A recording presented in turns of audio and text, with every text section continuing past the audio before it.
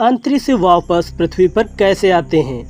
यदि आप सोचते हैं कि जैसे अंतरिक्ष यात्री पृथ्वी से अंतरिक्ष पर जाते हैं वैसे ही अंतरिक्ष से वापस पृथ्वी पर आते होंगे, लेकिन हम आपको बता दें कि जब अंतरिक्ष यात्री अंतरिक्ष में जाते हैं तो रॉकेट से पृथ्वी के ग्रेविटेशनल फोर्स से बाहर निकलते हैं और अंतरिक्ष में जाकर ये रॉकेट स्पेसक्राफ्ट से अलग हो जाता है और वापस पृथ्वी पर ही गिर जाता है। लेकिन वापस आते समय एस्ट्रोनॉट के पास कोई रॉकेट नहीं होता, तो अंतरिक्ष यात्री वापस कैसे आते हैं। स्पेस में जाना उतना मुश्किल नहीं होता जितना वापस पृथ्वी पर आना होता है, क्योंकि उस समय स्पेसक्राफ्ट की स्पीड लगभग 17,500 माइल प्रति आवर होती है।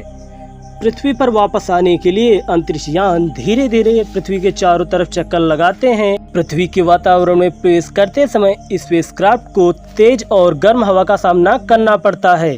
ये हवा इतनी गर्म होती है कि अंतरिक्ष यान उनके घर्षण के कारण जलकर नष्ट भी हो सकता है। इससे बचने के लिए स्पेसक्राफ्ट के ऊपर एक विशेष रूप से हीट रेसिस्टेंट चादर लगाई जाती है।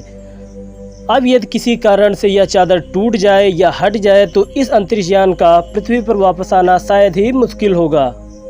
शायद आपको ये बात पता ना हो, हम आपको बता दें कि कल्पना चावला जो अंतरिक्ष में जाने वाली भारत की पहली महिला थी, जब उनका अंतरिक्ष यान पृथ्वी पर आ रहा था तो उनके साथ एक हादसा हुआ, जिस कारण कल्पना चावला और उनके साथ बैठे अंतरिक्ष यात्रियों की मौत हो गई थी।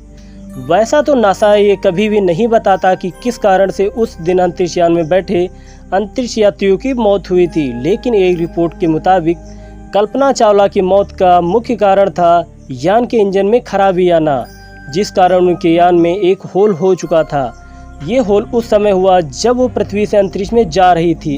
नासा को भी ये सब तभी मालूम चल चुका था, लेकिन ये सब नासा ने किसी अंतरिक्ष यात्री को नहीं बताया, क्योंकि नासा यदि ये सब बता देता तो कोई भी अंतरिक्ष यात्री अपना काम सही से नहीं कर पाता और नासा का ये मिशन कंप्लीट नहीं होता।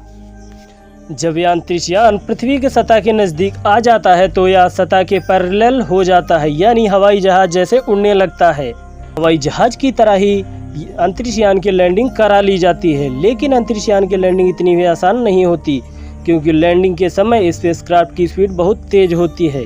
इस कारण लैंडिंग के समय इसमें पीछे की तरफ एक पैराशूट खोल दिया जाता है। स्पेसक्राफ्ट की लैंडिंग भी रनवे पर ही की जाती है, लेकिन कुछ ऐसे भी अंतरिक्ष यान हैं जिनकी लैंडिंग समुद्र में कराई गई है, जैसे मरकरी, गिमनी, अपोलो, सोयुज आदि। स्पेसक्राफ्ट की समुद्र में लैंडिंग को स्प्लैश डाउन भी कहा जाता है। समुद्र में स्पेसक्राफ्ट की लैंडिंग से स्पेसक्राफ्ट के डूबने का खतरा बना रहता है।